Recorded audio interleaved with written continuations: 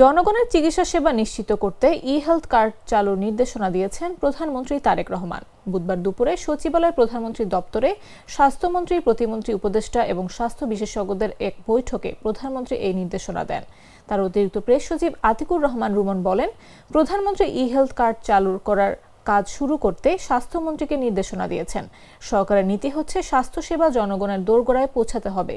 এই ব্যাপারে মন্ত্রণালয়কে আরও সক্রিয় হওয়ার কথা বলেছেন প্রধানমন্ত্রী। এই বৈঠকে সরকারি বিভিন্ন মন্ত্রণালয় ও সংস্থার পরিত্যক্ত ভবন সমূহ চিহ্নিত করে সেগুলোকে স্বাস্থ্য ও পরিবার কল্যাণ মন্ত্রণালয়ের অধীনে এসে স্বাস্থ্যকেন্দ্র করার বিষয়ে আলোচনা হয়েছে।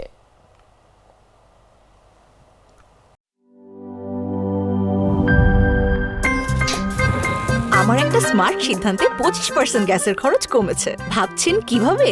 সাধারণ গ্যাস স্টোভ বদলে আমি এনেছি আরএফএল গ্যাস স্টোভ। এর সাইন্টিফিক নজল ও ব্রাস বার্নার ক্যাপ সমানভাবে তাপ ছড়িয়ে রান্না করে দ্রুত। তাই গ্যাসও বাঁচায় 25%, টাকাও বাঁচে 25%। আরএফএল গ্যাস স্টোভ নিরাপদ ও গ্যাস সাশ্রয়ী।